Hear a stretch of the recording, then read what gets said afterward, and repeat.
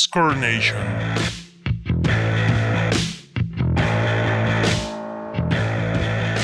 Hola, ¿qué tal, amigos, amigas? Sean todos y todas bienvenidos a Score Nation, otro nuevo capítulo. Y como ya es costumbre, no como siempre, porque ya no pude estar una vez, pero como ya es costumbre, Ya fallé una vez. Sí, aquí a un lado de mí, mi compañero y amigo Yayito. ¿Cómo estás? ¿Qué tal, Jorge? Me da mucho gusto estar en un nuevo capítulo. Saludo al producer que está aquí, Alex.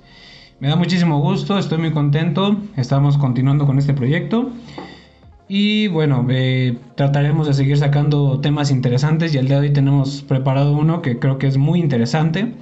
Pero bueno, ya avanzaremos poco a poco. A mí me da mucho gusto estar aquí en un nuevo capítulo y bueno, pues hay que empezar, ¿te parece? Sí, claro que sí, Yayo, como bien dices. Por cierto, hoy no está el porquito de las... Ya, como que ha estado intermitente, ¿no? Ya estamos pensando en correrlo porque no viene a los llamados. Como el programa no ha dejado suficiente, ya no le podemos pagar. Pues, y se fue. No quiere venir, entonces pues bueno. tenemos que empezar a trabajar ahí.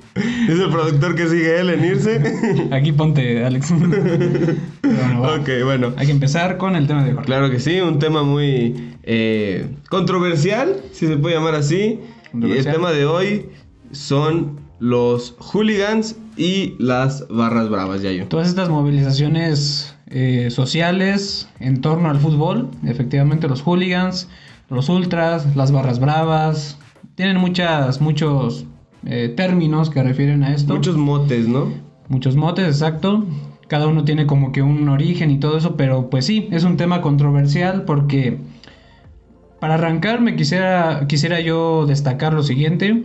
Son por una parte lo que romantiza el fútbol en gran medida, o sea, son significado de que se vive con pasión, de que se vive con mucho fervor el seguir a un equipo, el apoyarlo, pero por otro, la parte negativa, una barra brava, los hooligans, estos grupos, estas porras, como lo conocemos aquí en México también, pues están directamente relacionadas con los disturbios, con la violencia, lamentablemente con muertes, con muchas cosas. Entonces, para iniciar, creo que esa es una cuestión importante, esta diferencia que hay que resaltar entre cómo se ha romantizado, pero lo que realmente es, ¿no? Que es algo negativo. Exacto, Yayo, como... En esta parte, como bien mencionas, Yayo, para comenzar, creo que es un punto crucial el mencionar que pues prácticamente es delincuencia, o no prácticamente es delincuencia esto que se hace, sí, en muchas ocasiones, porque pues ha habido asesinatos, muchos disturbios, daños a propiedad privada, heridos, heridas. Entonces esto primero que nada es delincuencia, antes que nada. Y no es exclusiva de una parte del mundo, porque si bien podemos pensar y hablamos de esto y se nos pueden venir a la cabeza barras bravas en Argentina, por ejemplo, o los hooligans en Inglaterra, o las barras bravas aquí en México. Pero pues creo que en diversas partes del mundo se ha permeado y se ha visto en alguna parte histórica, pues, porque no siempre o no ha perpetuado desde el inicio del fútbol, pero en lapsos históricos se han visto las movilizaciones, como bien dices, movilizaciones urbanas de este tipo de grupos. Movilizaciones, y sí, digamos que es complicado determinar dónde empezó todo esto. Es digamos, yo creo que es adecuado separarlo de acuerdo a lo que se tiene registro. En Sudamérica y Europa, vamos a adentrarnos primero en Europa, específicamente en Inglaterra. Digamos que esto de los hooligans, bueno, primero vamos a partir de qué quiere decir o a qué se refiere el término hooligan, y pues es un anglicismo que básicamente pues refiere, digamos, a estos grupos que hacen disturbios, que con violencia, digamos, se mueven en los contextos sociales, y hacen actos de vandalismo, hacen disturbios, y así es como se expresan, por así decirlo, ¿no? Es un término que ha sido acoplado de esa manera, tiene diferentes fuentes, hay diferentes historias. Unas lo relacionan a que había por allá del siglo XIX, a finales del siglo XIX, un personaje que se apellidaba así, que pues comenzó con estas movilizaciones y fue así como el término se acopló a estas expresiones. Otros determinan que fue relacionado a incluso grupos irlandeses que llevaban ese nombre. Hay muchas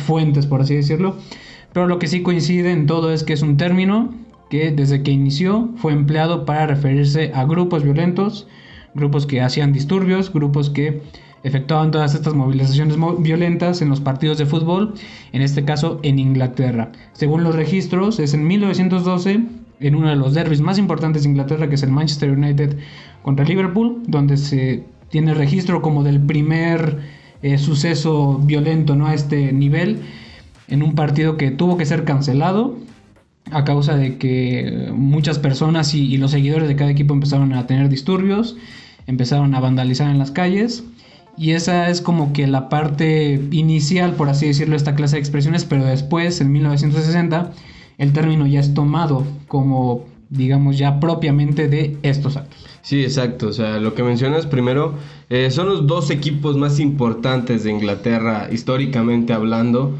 los que estuvieron inmiscuidos en este primer ataque o disturbio ocasionado por parte de los hooligans, que pues al fin y al cabo eso es lo que buscan, ¿no? O sea, esa era su principal intención, no es su principal intención, hacer disturbios, hacer daños. El partido, como bien dice Yayo, se canceló porque las personas encargadas del estadio, tanto del club como del gobierno, no estaban preparadas para detener a tanta gente enardecida.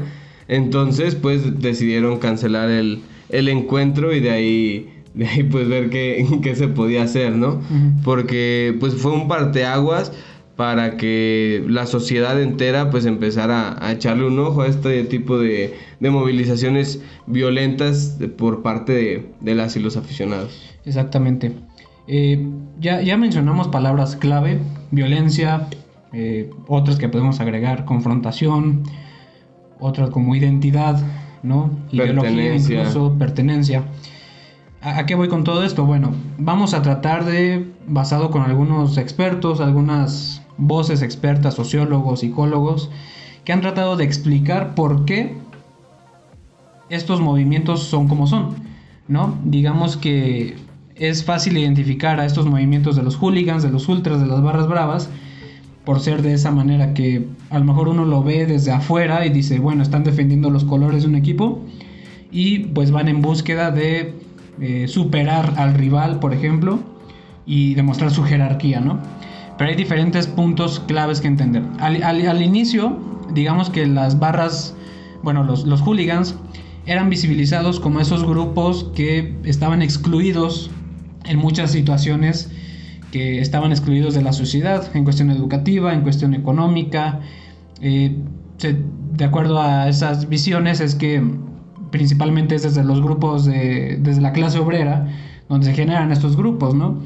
Y hay explicaciones directas que buscan mencionar que es a causa de ese alejamiento de la educación, de las injusticias sociales que se vivían, que incluso estas movilizaciones iban en búsqueda de atacar a cuestiones del capitalismo incluso, y a través del deporte eran esas motivantes que enmarcaban a estos grupos, ¿no? Por ejemplo, aquí tenemos algo de Henry Tagfeld y John Turner, que hicieron son psicólogos, hicieron un estudio sobre los sistemas sociales, sobre las teorías de los sistemas sociales, y ellos determinaban, incluso el estudio se llama la teoría de la identidad social. Ellos determinaban que básicamente estos comportamientos tienen que ver directamente con un sentido de pertenencia, con un sentido de la agrupación, lo que, digamos, genera esa intención de reforzar la identidad, básicamente, ¿no? Uno, si lo pone en perspectiva, pues a lo mejor, pues sí, tiene mucho que ver con que un equipo depende o muestra colores, muestra símbolos, ¿no? Y el ganar partidos es algo que está presente, ¿no? La victoria es un concepto que está ahí presente siempre, ¿no? Entonces ellos determinaban que los hooligans se comportaban de esa manera. ¿Por qué? Pues porque necesitaban de esa presencia, pues sí, ese sentimiento de pertenencia, de formar un grupo cerrado que estuviera identificado por cierta ideología y por ciertos comportamientos, que era lo que de alguna manera explicaba el porqué de los comportamientos, ¿no? Esos eran como que los estudios más generales. Sí, exacto. O sea, creo que mencionas una palabra clave por aquí de Henry y de John, uh-huh, que es mecanismo. Ya era un mecanismo, ya tenían un modus operandi, se puede decir de esa manera, ya tenían una forma de operar para que estos disturbios fueran exitosos, para para lo que ellos buscaban, ¿no? Sí. Creo que como bien dice Yayo, o sea, de hecho el gobierno de Inglaterra por ahí a finales del siglo pasado comenzó una investigación acerca de por qué los hooligans hacían lo que hacían y al final resultó que pues ellos o el gobierno inglés pensaba antes de esta investigación que todo dependía al contexto del fútbol, al contexto de pertenencia, etcétera. Y resultó con sus estudios que era un fenómeno sociocultural de su país, que simple y sencillamente las personas que estaban ahí iban en un modo de desahogo ante pues disparidad social. Se relaciona mucho con la frustración de muchos campos, ¿no? Sí, por ejemplo, aquí mencionan entre algunas causas la inexistencia de un núcleo familiar o ruptura de ese núcleo familiar. También se les da, como bien decía ya yo hace rato, temas de educación, temas de calidad de vida incluso. Entonces pues todo esto hizo que terminaran haciendo este tipo de acciones en modo de desahogo, en modo de desenfreno también de su realidad. Sí, totalmente, pero hay otro investigador, que es el sociólogo Thomas Boset, bueno, se escribe Boset, no sé cómo se pronuncia, pero bueno, él es un sociólogo que estudió también estos casos, lo hizo en Bélgica principalmente, después de ciertos disturbios que hubo relacionado a esto, a los grupos, a los hooligans, básicamente, ¿no? Porque hay que entender que ese término se expandió por muchos países, ¿no? Después sí, fue encontrado en grupos radicales en Italia, en Francia en también Francia, además de Inglaterra, ¿no? O sea, fue en diferentes países donde se vive hoy fervientemente el fútbol. Sí, exacto. Era algo que quería resaltar. O sea, son países futboleros, si se les puede llamar de alguna manera. Donde el fútbol tiene un papel importante en la cultura. En Alemania, por ejemplo, incluso en Países Bajos. Eso es la base, ¿no? De cómo se vive el fútbol. Bueno, pues estos hooligans o estas expresiones se han expandido, ¿no? Por muchos países en Europa. En Rusia es más entendido el término como los ultras, ajá, ¿no? Sí, pero sí. El caso es que en Europa, después hablaremos del caso sudamericano y ahora en nuestro caso mexicano, que es, digamos, se ha aprendido mucho de Argentina sobre todo, pero en Europa pues es donde ha habido una expansión fuerte del término, ¿no? Pero este investigador, Thomas Boset, trataba de explicar que si bien al inicio, te fijas, hemos comenzado a hablar de que se entendía que eran actitudes de la clase obrera, por cuestiones de educación, por cuestiones socioculturales, este investigador de alguna manera determinó lo contrario y decía que de acuerdo a los estudios que él hizo en Bélgica con equipos de ahí, pues se logró encontrar que no necesariamente los grupos sociales tenían una relación directa, que no necesariamente eran expresiones de solo un grupo de la sociedad, por así decirlo. O sea, que eran básicamente personas de diferentes estatus que podían ser parte de esto. A lo mejor si pudiéramos contemplarlo y analizarlo, pudiéramos entender que, pues al final de cuentas hay rasgos que no se pierden, ¿no? Como la identidad, como el honor, la pertenencia a un grupo. La pertenencia a un grupo. Aparte, yo también había leído al respecto, que decía que este tipo de acciones también se realizan como desde el anonimato, ¿no? El ser parte de un grupo y no ser una persona sola, pues, permite este sentimiento de anonimato que va a dar, no sé, da poder a lo mejor. Es lo mismo que en las redes sociales. En las redes sociales es fácil de repente ver discusiones y peleas que probablemente en la calle no es tan común. ¿Por qué? Porque este sentimiento de anonimato permea y te da ese poder. Lo mismo pasaba con los hooligans. Sí, exactamente. Y por ejemplo, él determina ciertos rasgos que identifican a un hooligan, o bueno, un grupo hooligan de un ultra, por ejemplo, ¿no? Y habla de que en el caso de los hooligans, lo principal que se busca es la violencia, la confrontación, que de manera directa, pues hay que entender que las movilizaciones sociales o uno cuando va a un estadio de fútbol es muy fácil no incluir, es muy difícil no incluirte en el ambiente, ¿no? O sea, sí, exacto. Aunque no te guste el fútbol, yo he ido con gente que no le gusta el fútbol a presenciar un partido y pues te emocionas, la gente se emociona, ¿no? ¿Por qué? Porque te va a generar esa distracción, ¿no? Te va a generar muchas sustancias cerebrales que van a provocar que te emociones, ¿no? Que te exaltes. Y además, pues es el sentido del deporte, el ver competir a dos equipos o a dos grupos. Y la victoria es la base, ¿no? Se busca la victoria.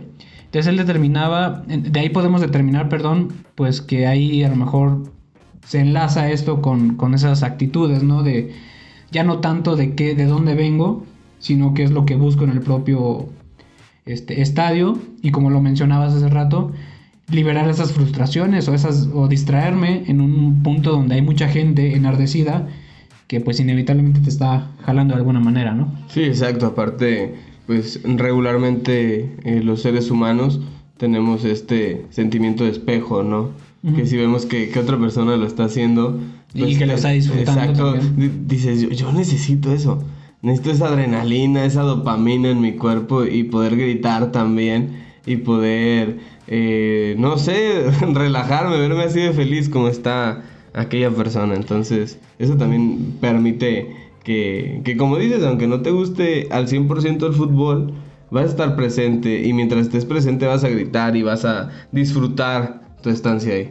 Sí, totalmente. Y bueno, a menos de que haya hechos violentos que te lo arruinen, porque sí lo arruinan. Y esto es lo que determinaba de los comportamientos de los hooligans. Y por ejemplo de los ultras, iba más enfocado en esta parte de la jerarquía, digamos, de la parte de esta parte de la jerarquía, de incluso algo que había leído es que lo relacionaba directamente con que si un equipo perdía, igual la afición que corresponde a ese equipo que perdió, pues buscaba de alguna manera, tenían que buscar una manera de ganar, que podía ser invadir el campo, meterse con la afición contraria. Y todo sí en el contexto de violencia, pero muy enfocado en esta parte de la jerarquía y ser superior. No importa incluso el marcador, la idea es ser superior aunque llegues a la violencia de los golpes. Sí, exacto. O sea, de hecho Fernando Carrión, un tipo ecuatoriano si no me equivoco, tiene una investigación muy interesante, un libro muy interesante, al respecto, donde menciona exactamente eso, que el hincha busca ganar aunque su equipo no lo esté haciendo. O sea, él va a intentar ganar. Y para ganar, no va a ver cuáles métodos son pacíficos o no. Y que ahí es donde entra el problema. O sea, él va a intentar ganar, o esa persona va a intentar ganar.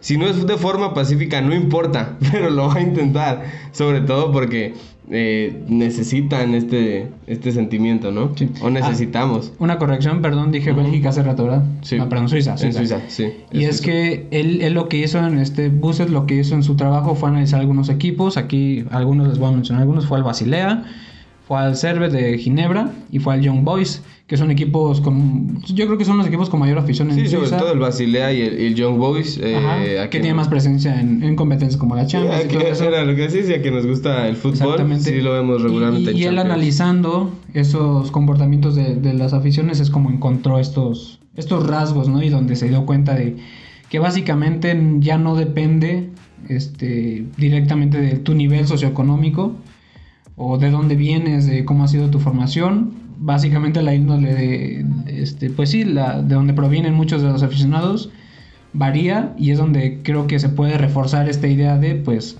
que depende del fútbol, ¿no? Que depende de esta parte directa de ver un equipo en la cancha, y ya no tanto si sacas frustraciones o no. Al final de cuentas es un campo de entretenimiento y es un campo donde liberas muchas cosas. Sí, exacto. Uh-huh. Que este campo de entretenimiento de repente se convierte en un campo minado, pero sí, totalmente. Esto es cuando se ven este tipo de actitudes que pues se han intentado quitar a lo largo de la historia, Yayo, que tanto en Inglaterra, Sudamérica, aquí mismo en México, hemos visto ya actitudes y acciones por parte de las autoridades que intentan quitar este tipo de comportamiento en los estadios. ¿Por qué? Porque se ha manifestado este hecho de que el estadio tiene que ser un lugar familiar, tiene que ser un lugar de sana convivencia, si lo podemos llamar de alguna manera, donde vayas a disfrutar, y que sí, si quieres imponer condiciones en la tribuna, pues cantes más fuerte que el rival, y si quieres imponer condiciones, pues llévate tu tambor, llévate,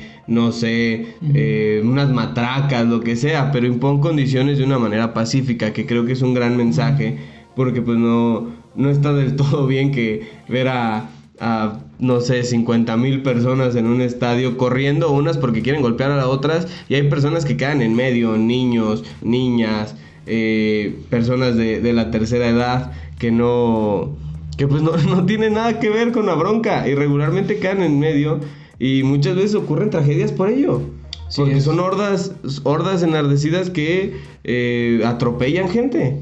Sí, es esta parte peligrosa de las reuniones masivas, ¿no? Y efectivamente, ahorita mencionaremos unos casos importantes, porque hay que entender que la cuestión de los hooligans en Inglaterra, si bien inició, pues ya mencionamos un caso desde principios del siglo pasado, la parte más fuerte fue desde los 60s y sobre todo en los años 80s, que fue donde más se registraron disturbios, más complicaciones y más estereotipos incluso se generaron a la afición inglesa, porque ya no solo eran cuestiones locales, era ya en competencias internacionales, en el Campeonato de Europa, lo que pues, después pasó a ser la UEFA Champions League, pero también en las Eurocopas, en los mundiales. Sí, en partidos eliminatorios a los mundiales. Partidos también. Eliminatorios, perdón, donde digamos que pues Inglaterra, o bueno, los aficionados de Inglaterra, buscaban representar sus colores en cualquier parte del mundo,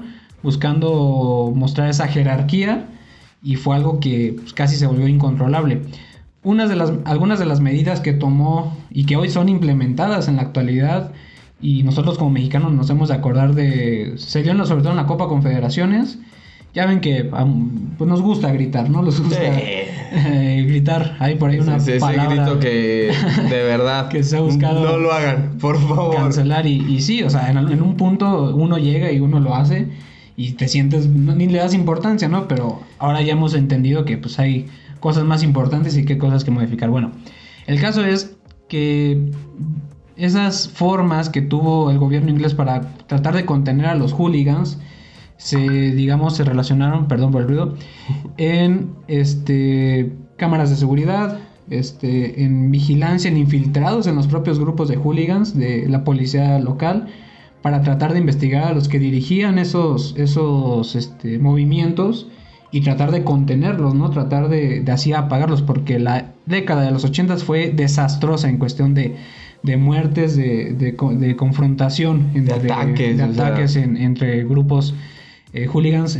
por parte de diferentes clubes en Inglaterra. Sí, porque, o sea, los clubes en Inglaterra empezaron a tomar medidas, entonces los hooligans, previo a toda esta investigación que realiza el gobierno inglés, que dicen, ok, ahora lo vamos a ir a hacer afuera. Aquí nos están investigando, aquí ya no nos dejan pasar, pero vamos a ir a hacerlo afuera. Entonces, ¿qué hace Inglaterra? Entre las medidas, como bien dices, Yayo, pues empezar a poner multas. Pero esa multa no solo era para el hooligan o para la hooligan.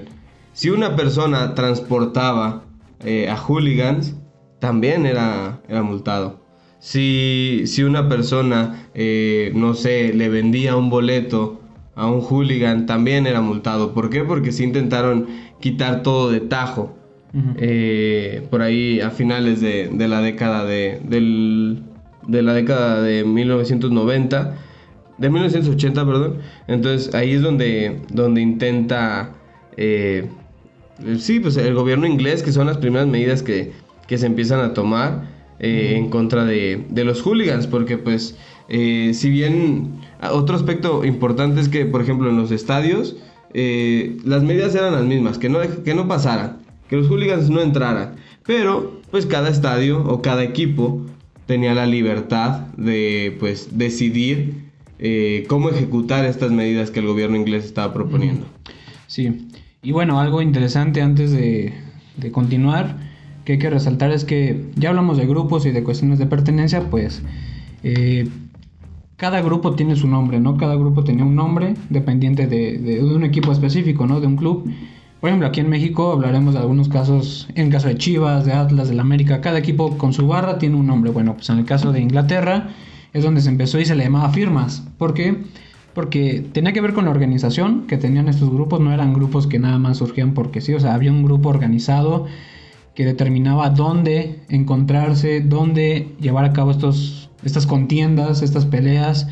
Estaban dirigidos de alguna manera. Algunos de los nombres y de los equipos más tradicionales, de acuerdo a la liga al fútbol inglés. Sí. Están los Millwall Bushwalkers, ¿sí? Que eran del Millwall FC. Exactamente, del Millwall FC, un equipo que pues, andaba en la tercera división. Sí, que... No muy lleno de éxitos. Sí, exacto, hace poco ascendió a Premier League, pero sí, de los más pequeños en cuestión a historia y éxito. Otro de los equipos históricos, por la presencia de las aficiones, es el Birmingham City, que bueno, el nombre de sus aficionados, o bueno, de la firma, hinchada, era el Birmingham Zulus, que era otra de las más fuertes. La del Aston Villa, que es la Aston Villa Hardcore, la llamada Intercity, que era la del West Ham United, una de las más peligrosas y violentas todavía por ahí de 2005, todavía tenían sucesos fuertes. Y hay otras como la Red Army, que es la del Manchester United, el Chelsea Headhunters del mismo Chelsea, ¿no? Exactamente, los Gunners del Arsenal, o sea, cada equipo pues tiene esa firma, ¿no? Que es lo que se ha trasladado de alguna manera, o lo vemos reflejado hoy en los equipos de la Liga Mexicana. Exacto.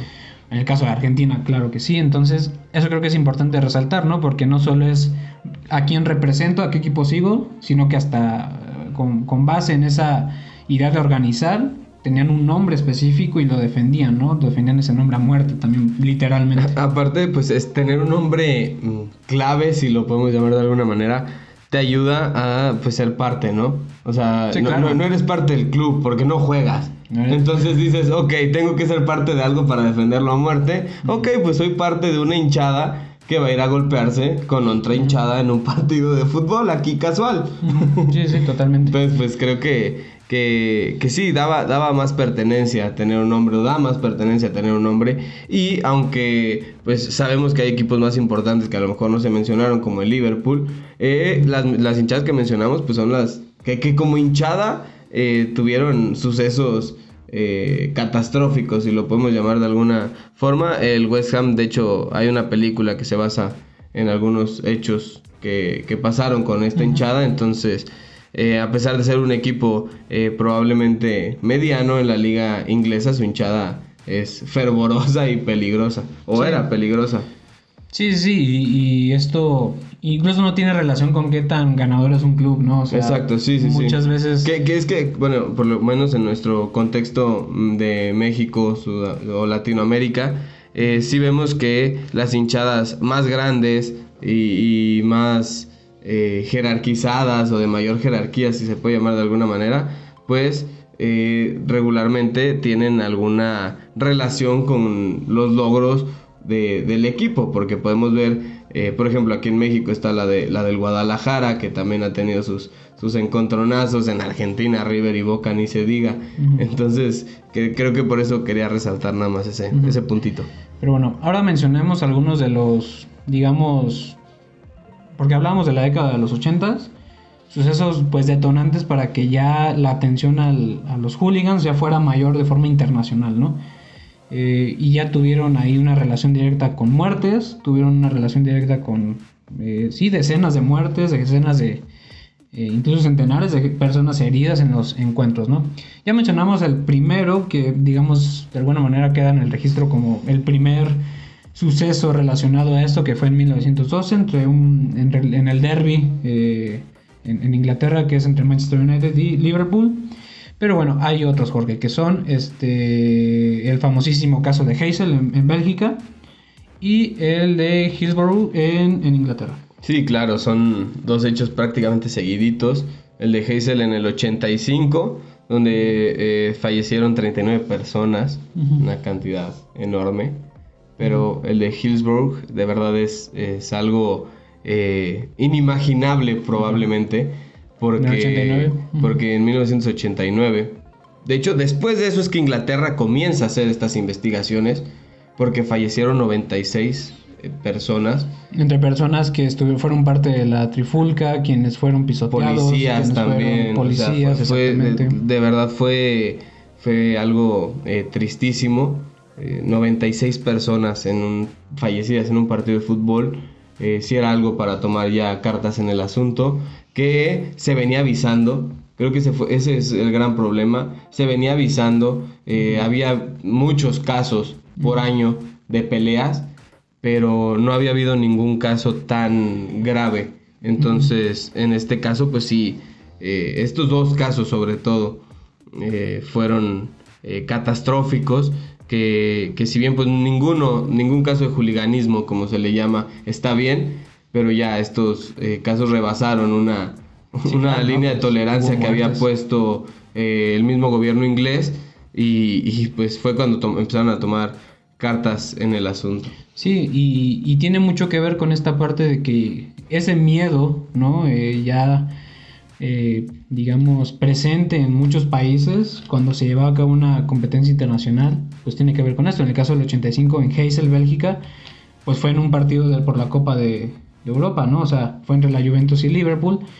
Entonces ahí fue donde aficionados del Liverpool, pues, y claro, también de la Juventus, solo que resalta más el caso de Inglaterra, por obvias razones. Por el antecedente que se tenía, Exacto, ¿no? exacto.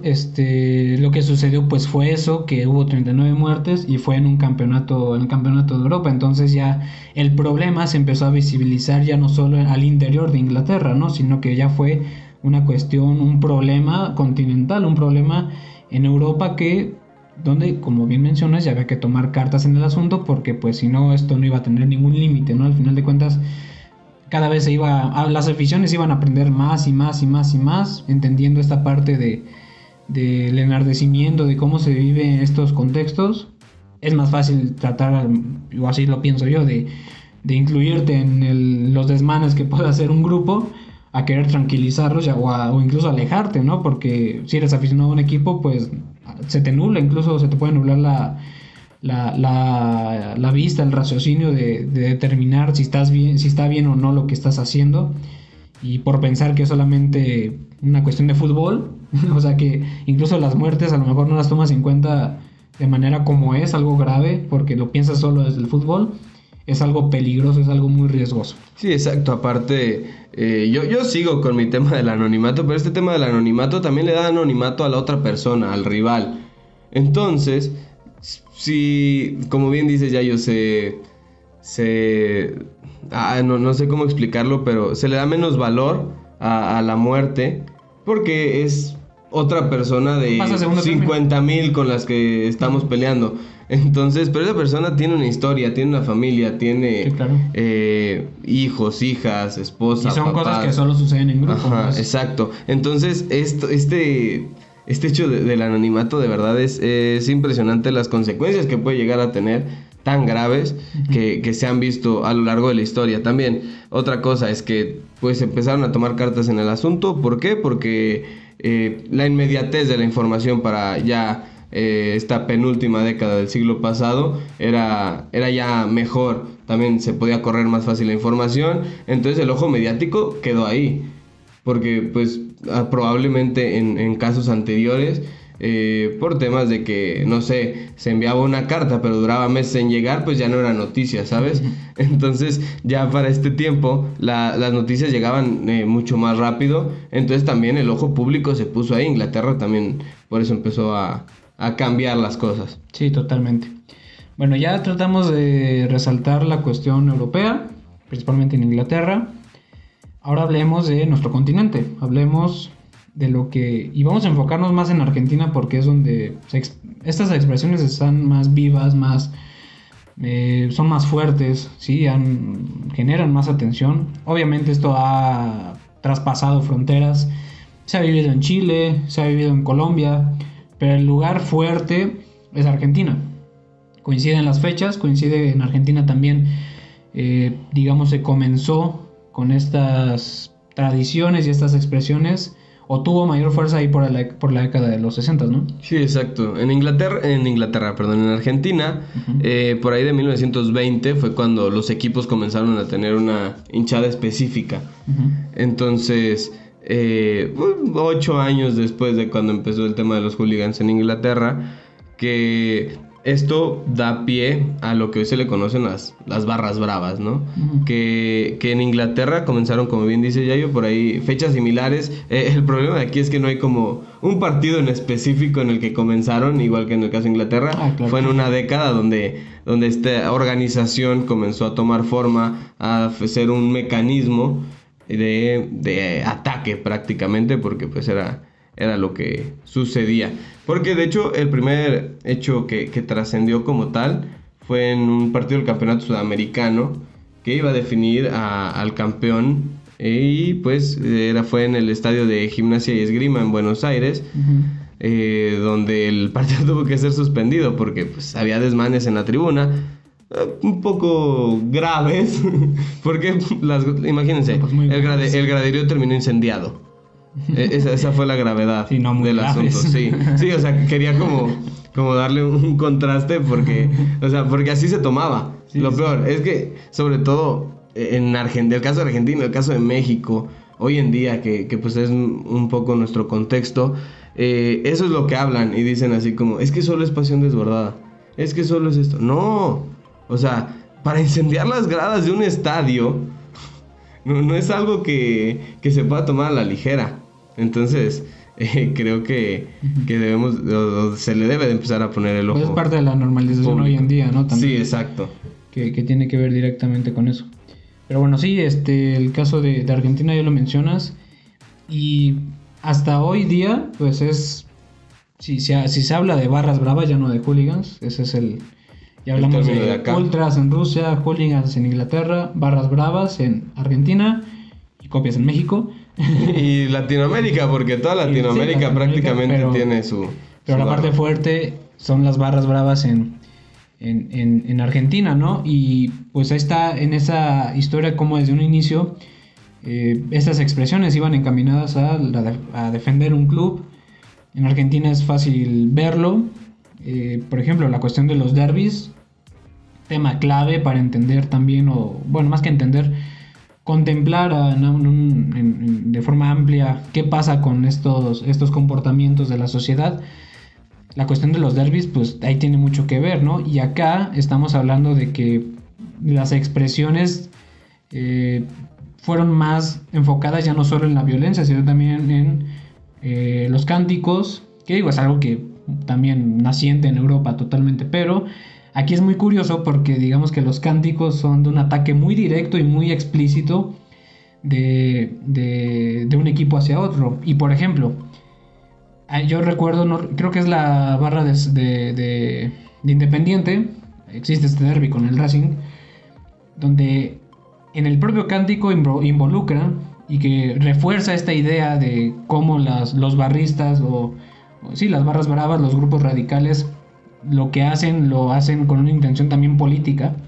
Es que en el propio cántico no solo básicamente le tiran al Racing, sino hablan del imperialismo, hablan de la policía, hablan de muchos temas, por así decirlo, relacionados al gobierno, donde buscan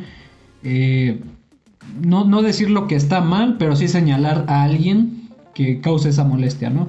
Pues, o sea, quiero decir algo sobre los cánticos. Uh-huh. Hace poco, en el verano pasado, se hizo viral un cántico que hizo la selección argentina hacia Brasil tras ganar la Copa América de este año en Brasil. Uh-huh. O sea, ese cántico que hicieron los argentinos en el vestidor, es eso lo que quiero explicar Yayo. Es un ataque directo.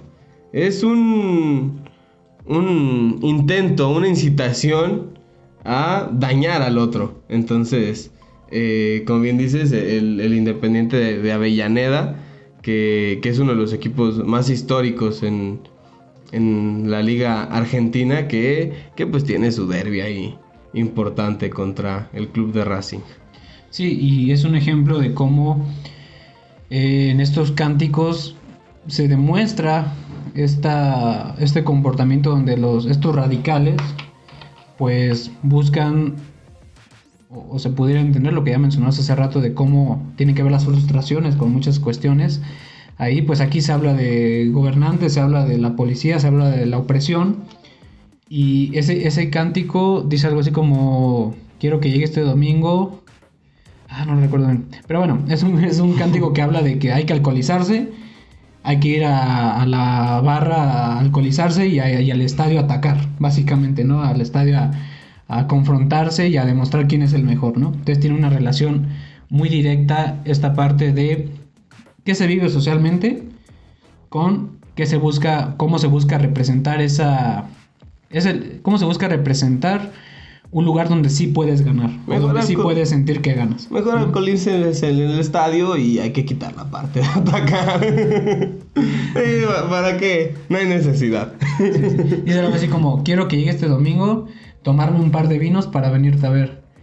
Y luego ya empieza el ataque porque Racing y... dice muchas cosas, búsquenlas. Sí. Bastante interesante todo lo que dice. Y es una expresión clara de todo esto que ya les mencionaba. Exacto, entonces pues sí, o sea, esto es parte de estos hechos, como los cánticos, en lugar de, pues, no sé, venir a decir que vas a ver a tu equipo, que lo quieres ver ganar, que lo quieres, no sé, que quieres que triunfe, prefieres decir que vas a ir a atacar al otro equipo. Entonces, esto es importante. Y por ejemplo en Argentina ha llegado a tales extremos que, bueno, en el 2000 se hizo como el primer acuerdo en la Liga de Ascenso, en la segunda división del fútbol argentino, que hablaba sobre que el equipo visitante no metiera aficionados ni aficionadas al estadio del equipo local. Ya no se les venderían boletos, por cuestiones de seguridad. Entonces, este fue como el primer acuerdo. De hecho, en un Boca River, por ejemplo, no se pueden vender boletos para aficionados de River. Un aficionado de River o una aficionada de River no puede ir a la Bombonera con la camiseta de River Plate, porque para ellos eso ya incita a la violencia. Y no debería de incitar a la violencia, pero el contexto en el que se viven esos partidos, pues parece que sí lo hace. Sí, parece que sí lo hace. Y así como en Argentina, lo que sucede en Argentina, lo que ha sucedido en Argentina, pues como lo mencioné, traspasado fronteras, llegó a Chile, llegó incluso a Perú, a Colombia, y hablaremos en nuestro caso, porque es importante hablar de Argentina porque es la parte más álgida en esta cuestión. Pero vamos a hablar de nuestro caso porque hay algo muy interesante también lo que ha pasado en México relacionado a este concepto y a estas formas de vivir el fútbol, como son las barras bravas y cómo se derrama esta pasión que pues se torna negativa o positiva en muchas cuestiones. Pero bueno, ¿qué pasó en México? ¿Cómo llegaron las barras bravas a México? Hubo un directivo llamado Andrés Fassi, que hoy es presidente ¿de qué equipo? Es de un equipo de Córdoba, de Argentina. Bueno, es originario de Córdoba. Ahorita se los buscamos, pero sí. Pero bueno, Andrés Fassi era directivo en Pachuca, en el club Pachuca, este equipo histórico. Y pues digamos que fue él quien de alguna manera intentó y logró establecer esta manera de vivir el fútbol en México. Fue en 1996 cuando Andrés Fassi promueve un grupo de barra brava de Pachuca llamado la Ultra Tusa. La Ultra Tusa, que lo que buscaba era esta manera de expresarse, pero algo que es curioso es que si bien es el que lo promueve él y tratan de copiar mucho los cánticos, que se utilicen trompetas, tamboras, que sean de sin playera, muchas expresiones, muchos rasgos muy identitarios de una barra brava, no necesariamente fue algo muy violento lo que sucedió en Pachuca, ¿no? Fue violento después lo que sucedió en otros clubes, que ya iremos resaltando los nombres de cada una de las barras, pero digamos que el punto fuerte en la llegada de las barras bravas a México fue a causa de Andrés Fassi, este directivo argentino, que pues trajo y le dio promoción básicamente a esta manera de vivir el fútbol.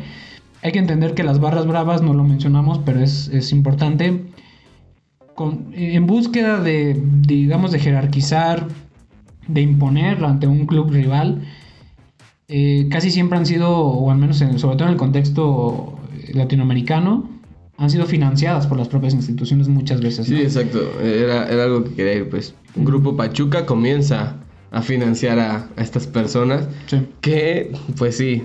Que es con la entrada a los exacto, estadios. La entrada a los estadios. Un lugar específico. Los lugares, aparte de que, pues, el transporte de cierto lugar al estadio. Hay varias cosas por ahí que les da el club para que las barras bravas pudieran estar ahí. Y que de hecho es una de las broncas que tiene Grupo Pachuca sobre todo específicamente con el Guadalajara, cuando Jorge Vergara, que pues descanse en paz, dice que ya no va a permitir la entrada de las barras al estadio del Club Guadalajara. Uh-huh. Y pues Grupo Pachuca dice, pero ¿por qué no? Si la de nosotros no hace desmanes, bla, bla, bla, bla, bla. Y pues definitivamente se dice que no. ¿Pero por qué? Porque ahora estaba, ¿no? Exacto, o sea, ahorita está como lo de por unos pierden todos. O sea, lo que dijo el señor Jorge Vergara fue que si el club quería que pasara su barra brava, pues que pagara sus boletitos. Porque pues saben que en los estadios de fútbol se tenía acostumbrado que se les regalaran estos boletos al club visitante para que pudiera traer a su hinchada. Y pues este directivo de Chivas dijo, no, pues si van a querer entrar, pues que paguen su boleto como cualquier otro aficionado, y no vamos a regalarle boletos a personas que vengan a delinquir aquí. Sí, que hoy sigue presente, digo, pues a lo mejor ahorita por la pandemia pues ya se ha limitado mucho, pero quien ha ido a un estadio de fútbol en México, y sobre todo un equipo que atrae tanto como Chivas, como el Atlas, América, de manera local, Atlas, los Pumas, cada equipo que sí logra... Tigres, por ejemplo, también. Tigres con... ¿Cómo se llama? Los libres y locos. Exactamente. Pues se da cuenta de esto, ¿no? Se da cuenta de que pues ha habido equipos que han buscado eliminar esa presencia de las barras bravas, como Cruz Azul, que en algún punto, cuando todavía jugaban allá en la Noria, en aquel estadio, llegó un punto donde a mí se me hacía muy extraño ver los partidos de Cruz Azul también, porque ya no se escuchaba ruido, ya no había ese típico sonido de la tambora, de los cánticos al unísono. Ya era más como que un ambiente, ya no se escuchaba tanto eso que con lo que hemos crecido, ¿no? Que hemos entendido como algo normal. Sí, que se normalizó por lo mismo. Que es un grupo concentrado en un lugar sin asientos ni nada, parados, brincando y cantando una canción, ¿no? Pero bueno, fue el caso de Cruz Azul. Yo me recuerdo que pues sí, en algún punto eliminaron esa entrada o ese acceso a las barras bravas, a su barra brava, pero es difícil todavía decir que se ha progresado en ese sentido, porque ahorita por la pandemia se ha limitado el acceso. Exacto, no sabemos cómo se va. Antes de la pandemia pues sucedía en Chivas, sucedía con América, sucedía con muchos equipos, pero bueno, vamos a repasar algunos nombres de las diferentes barras de acuerdo a cada equipo. La Monumental, que es una muy conocida del América. La barra 51. Probablemente sea la más conocida, la 51. ¿Tú crees? Puede entrar. Creo que el nombre es de los más conocidos. Sí, la barra 51 del Atlas. Aquí la barra del Atlas al parecer. Parece. Que hoy nos venimos enterando que ya tenemos con quién apostar en el clásico, Tapatío. Solo la barra, no. Ok. Que él solo defiende a las personas delincuentes, es lo que acaba de decir. Oye, yo no dije eso. Bueno, Atlético San Luis con la Guerrilla, la Sangre, que era la de Cruz Azul, la Irreverente de Guadalajara, y bueno, hay muchos, los Locos de Arriba, que era una de las barras que junto con Guadalajara fueron pioneras, por así decirlo, en adentrarse en este mundo de las barras bravas. La Rebelde del Pumas, que también es una de las clásicas conocidas también. Libres y Locos de Tigres, y la así. De Toluca pues era la Perra Brava. La Perra Brava. También de las más conocidas. Exactamente, y así, ¿no? Cada equipo ha tenido su grupo, ¿no? Que pues han tenido un nombre muy particular y que han buscado formar de alguna manera ganar esas batallas entre los equipos desde las gradas. Sí, creo que estos equipos, sobre todo los que mencionamos hace poco, la mayoría se han visto inmiscuidos en problemas con sus barras, porque es muy difícil controlar a miles de personas que le estás regalando un acceso a un partido de fútbol. Primero porque las pones a todas juntas. Segundo porque es una horda enardecida, si se puede llamar de alguna manera. Los ánimos se pueden calentar en un estadio de fútbol. Empiezan los insultos hacia el árbitro, hacia los jugadores, y desde ahí pues las cosas siguen calientes hasta que pues terminan explotando en catástrofes, tristemente, y pues los equipos han tenido que eliminar estos accesos. Hay algunos equipos que han ido eliminando estos accesos y decir, oye, si quieres entrar pues me vas a tener que pagar, porque pues no te voy a estar regalando una entrada para que hagas a pelearte nada más. Ven, si quieres venir, ven y disfruta el partido y punto. Porque pues lo que empezó a hacer, por ejemplo, yo me acuerdo del caso de Chivas, que lo tengo presente, es que empezó a regalar boletos a ciertas asociaciones para que pasaran, sobre todo con niños y niñas, a el estadio a ver un partido de Chivas. Entonces, en lugar de estarlo regalando a personas que iban a pelearse. Entonces creo que es un punto acertado, pero pues no se debería de hacer, no debería de haber tantos conflictos dentro de un estadio de fútbol. ¿Ya, listo? Nos acaba de hacer aquí un festejo medio raro. Tuvimos broncas, en pocas palabras, con todos. Aquí está haciendo como el baile de la victoria, no sé, aquí nuestro productor. Hoy viene feliz, hoy viene con ánimo de fiesta. Es que Se durmió como 2 horas ahí antes de que empezáramos a grabar. Es que mi mejor amiguito cumpleaños. Hoy es el cumpleaños de Yayito, así que... Grabamos el jueves, pero hoy es viernes ya. Hoy es viernes. Hoy es tu cumpleaños, Yayito, entonces... ¿No me trajeron pastel? ¿No? No. Aguanta. Eso se corta, güey. Lo ponemos beep, así que dejarlo, le ponemos beep. Sí. Es que aquí... Si escuchan un beep, bueno. Fue nuestro productor diciendo un comentario desagradable. Pero bueno. Ay, qué buen regreso. Vamos a estas fallas, Vamos a Pero reiniciar. Necesitamos confirmar una información que quedó pendiente. Sí. Pero vamos con este último espacio. Ya no digas nada. Con este último espacio, donde vamos a hablar ya directamente del caso mexicano. Vamos a hablar directamente de los casos más recientes de incidentes por parte de estas ultras. Confrontaciones entre ultras, entre hooligans y barras bravas, en el caso mexicano. En fin, vamos a hablar de algunos ejemplos. El más reciente, Jorge, en caso de los hooligans y los ultras, ¿cuál fue?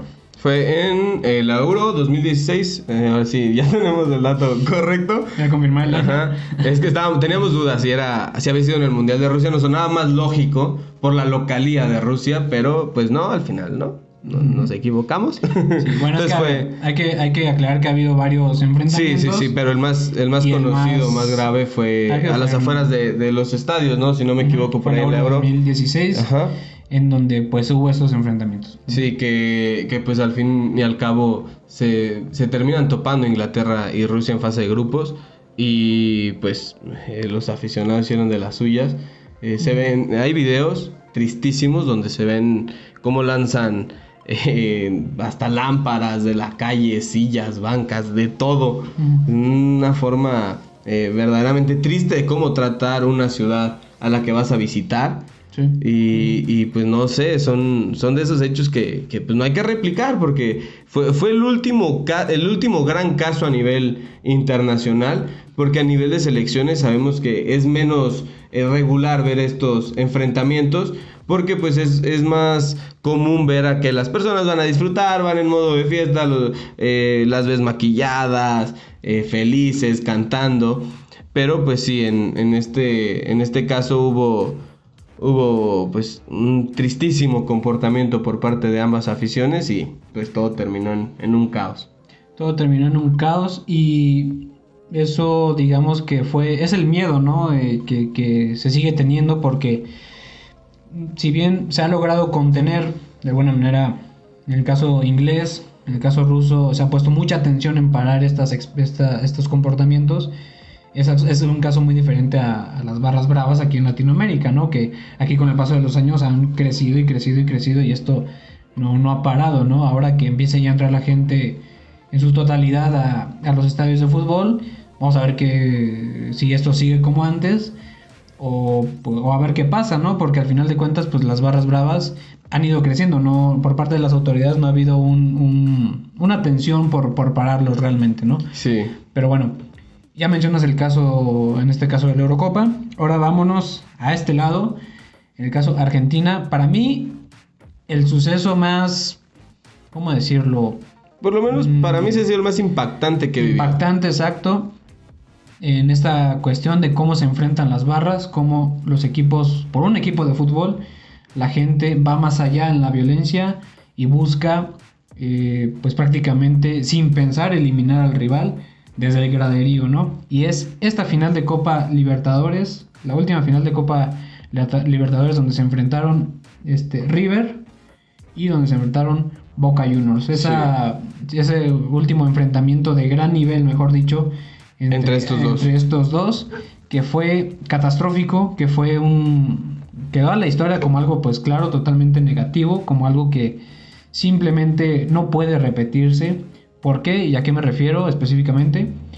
Que un partido de fútbol tenga que moverse, no solo a otro país, a otro continente, por el nivel de violencia y el riesgo que hay de que esto se repita.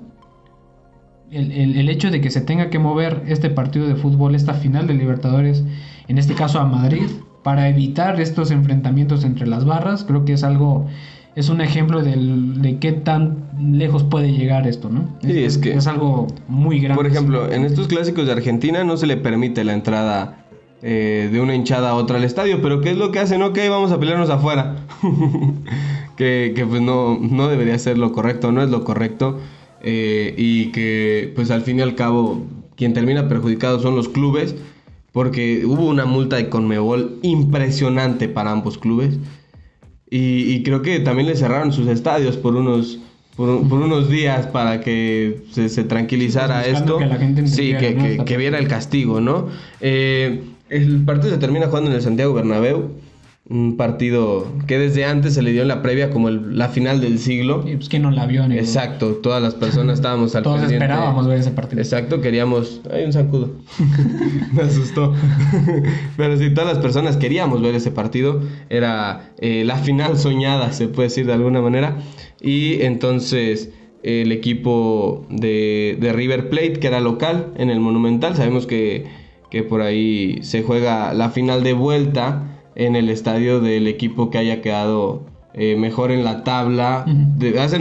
Se juega la fase de grupos, hacen una tabla del mejor al peor, juntando todos los grupos de los que pasaron. Entonces el mejor se enfrenta con el peor y así van, eliminándose uno a otro. Entonces el que vaya arriba en la tabla siempre recibe como local la vuelta. En este caso River Plate le tocaba recibir la vuelta. En Boca en el estadio de Boca, en la Bombonera, ya había habido unos altercados, pero lo de River en el Monumental fue catastrófico. Imagínense el nivel de seguridad que había en Argentina, que un tipo de River Plate pudo pasar con un tanque de gas de 20 kilos para aventárselo a los jugadores de Boca. Triste este filtro de seguridad, porque no hay una manera, no hay una manera de pasar un tanque de gas, Yayo. O sea, puedes pasar unas bengalas, porque te las puedes esconder en los calzoncillos si quieres. Pero un tanque de gas, ¿dónde te lo vas a esconder? No traes una carpa de circo como para meterlo. No, y te aseguro que es que inevitablemente, ahorita que hablemos del caso mexicano, vamos a darnos cuenta de eso también. Pues también, ¿qué tantos policías vas a necesitar para parar a... ¿Cuántos te gustan? 15,000 integrantes solo de una barra, o si se me hacen pocos a lo mejor, o sea, es un mundo de gente la que va, y sobre todo en Argentina, donde es muy fácil encontrar cómo estos filtros fallan. Es fácil encontrar videos de cómo hay aficionados que se están drogando, por ejemplo, en las gradas, cuántas cosas meten, cuántas bengalas pueden aventar, qué tantas cosas pueden hacer en un estadio de fútbol, donde pues sí se espera que haya seguridad, que haya un filtro adecuado, pero yo creo que pues también imagínate las implicaciones de prácticamente tener que llevar al ejército, ¿no?, a resguardar un lugar, porque si esa es la vía, pues que lo hagan, ¿no? Porque pues prácticamente es seguridad nacional. Sí, sí, totalmente, y si esa es la vía, pues que lo hagan, ¿no? Es que no se ha hecho, y eso es lo que ha provocado que esta final para mí pase a ser el el caso, al menos a nuestro contexto latinoamericano, único y ojalá sea irrepetible, de cómo dos equipos, o bueno, dos aficiones rebasan los límites que debieran existir y se tiene que mover. Eso para mí se me hace magnífico en ese sentido de entender el contexto. Mover un partido de fútbol ya no solo de un país, sino hasta el otro lado. Exacto, o sea, porque para evitar esta de repente se ve confrontación. que los mueven de es que aquí Alex está moviéndose. Se levanta la mano. Es que se perdió, güey. Ah, pues ve, ahí al rato te vemos. Trae tus chanclas, aguas. Que las corres más recio. Dale. Ok, ya. Entonces, este tema fue, aparte de todo lo que englobó de violencia, River Plate terminó ganando el partido. O sea, River Plate venía mucho mejor que Boca Juniors para ese partido. Entonces, me parece verdaderamente deprimente que los aficionados quieran meter cosas para dañar ya al futbolista. Porque ahí fueron directamente contra los futbolistas. En el túnel, para pasar al estadio, pues sabemos que se conecta prácticamente con el graderío. Entonces, metieron la manguera del tanque de gas y empezaron a soltar tanque de gas cuando los futbolistas de Boca Juniors iban a salir al campo. ¿Qué pasó? Pues les pasó en los ojos, en las manos. De repente se querían tapar los ojos algunos, pero ya lo tenían en las manos y se les terminó impregnando. Y los futbolistas de Boca y directivos de Boca dicen: nosotros no vamos a jugar el partido, si quieren denle la final a River Plate, nosotros no la vamos a jugar. El equipo de River también dice: no se va a jugar, definitivamente, porque esto está incontrolable. Y cuando yo tengo una imagen muy marcada, Yayo, que a mí me da tristeza y me da mucho, no sé, coraje, si se le puede llamar de alguna manera, es que los futbolistas de Boca desesperados querían pasar a los vestidores y los policías encargados de ese túnel estaban tapándoles para que no pasaran. Que según la versión oficial se dijo que fue porque no querían que algún aficionado que estuviera dentro, déjalos pasar, se necesitaban bañar, necesitaban quitarse este químico porque es dañino al cuerpo. Entonces no lo permitieron, duraron un rato los futbolistas de Boca Juniors en el túnel, porque tampoco querían salir, porque iban a exponerse no solo a los aficionados de esa zona, ya se iban a exponer a todos los aficionados del estadio. Sí.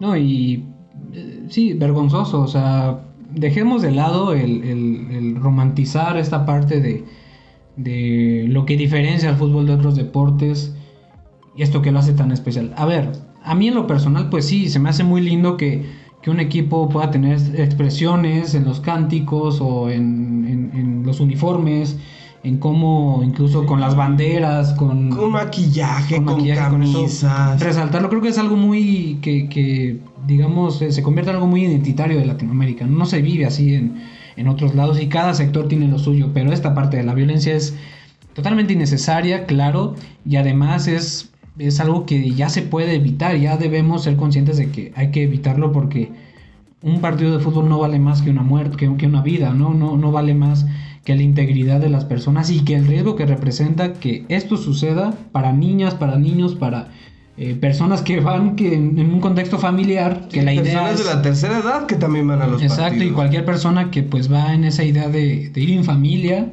de disfrutar un partido de fútbol, aunque vaya solo, ¿no? Con quien sea, pero ir a disfrutar a tu equipo. De ir a disfrutar, y que a causa de estas situaciones pues no lo puedas hacer así. Exacto. Pero bueno, ya estamos llegando al final. Un poquito largo el episodio del día de hoy. Rebasamos la hora, pero por último vamos a hablar del caso en México. Vamos a hablar del caso mexicano, en donde a mí me gustaría resaltar las aficiones de ciertos equipos y que tienen mucho que ver con la cuestión de los derbis. El caso de Chivas Atlas, el clásico tapatío, el clásico de Tigres Monterrey, el clásico regio, y Tigres que ha tenido altercados incluso en Veracruz. ¿Te acuerdas de aquella? Sí. Enfrentamiento en el ¿cómo se llama el estadio? Era Luis Pirata Fuente. Pirata Fuente, que fue de los últimos sucesos graves en esta situación donde se empezaron a pelear. o incluso Tigres Santos, que ha habido también ahí una... También hubo, creo que fue en una liguilla, ¿no? enfrentamiento fue en el estadio de Santos, ajá, y también ha habido muchos capítulos. Sí, sí. Pero pues miren, hay aficiones aquí que pues hay que empezar a ponerles el ojo, ¿no? Si Tigres ya fue a 2 estadios de visitante y aparte como local ha hecho destrozos, dices, ok, ¿qué te parece si ya no dejamos de regalarles boletos? Porque pues sí, la afición de Tigres suele ser de las que hace los destrozos. Y pues al fin y al cabo no se ha hecho nada específicamente con esta afición por que dejen de pasar estos hechos. Nosotros en un contexto más local, Yayo, aquí en Jalisco nos tocó un Atlas contra Guadalajara en el estadio Jalisco. Atlas era local, donde pues el Atlas empieza a ganar 1-0. Luego Marco Fabián, un futbolista de Chivas que creo que ahorita aún no tiene club. Está ganando Chivas y luego empató Atlas. No, cierto, perdón, sí. Empieza ganando, con gol de Marco Fabián muy pronto, luego empató el Atlas, ahí me confundí con los tiempos. Y después Marco Fabián hace otros 2 goles, Omar Bravo hace el cuarto para Chivas. Y casi cuando cae el cuarto, los aficionados del Atlas empiezan a balanzarse, amenazando entrar al campo de juego. No se les había permitido el ingreso, no lo habían hecho, pero por ahí ya del minuto 80 y tantos, a pesar de que los mismos futbolistas de Atlas estaban diciendo que se tranquilizaran, pues no era para tanto.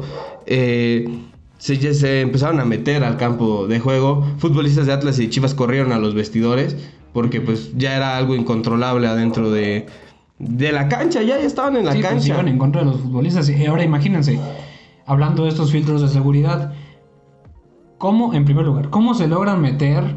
Y a mí se me hace muy, ¿cómo decirlo? Entendiendo el contexto tan violento y tan riesgoso, incongruente que en el estadio de Jalisco ni siquiera esté cercado. O sea, dices, ay, por favor, o sea, es lógico que esto en algún momento va a explotar, ¿no? Sí. O sea, entonces, la facilidad con la que se metieron a la cancha, empiezan a corretear, a perseguir a los futbolistas. Entonces, ¿qué genera esto? Que se detenga el partido, que la gente viva con miedo. De hecho, el partido no terminó, si no me equivoco. Sí, creo que no terminó. No, y aparte fue después multado y suspendido la entrada al estadio durante un montón de tiempo por esto, ¿no? Porque entonces empiezan a correr todos los futbolistas. ¿Qué es lo que hace Club Deportivo Guadalajara y Atlas? Deciden, ya no vamos a meter goles, ya no vamos a hacer nada, vamos a tocarla. Se veía imágenes, me acuerdo cuando era el técnico, el Chepo de la Torre, tratando de... Y Tomás Boy por el... ¿Qué Tomás Boy, a diferencia del Chepo de la Torre? Sí, de repente insultaba a la afición. Sí, totalmente. O sea, Tomás Boy también cometía este error de como figura pública a su misma afición, pues le hacía un corte de manga. Entonces, pues cosas que tampoco cosas no van. Tipo. Pero bueno, el caso es que es visible esta intención y lo cual es loable, ¿no? De los equipos de ya no vamos a jugar a meter goles, vamos a lo que sucedió.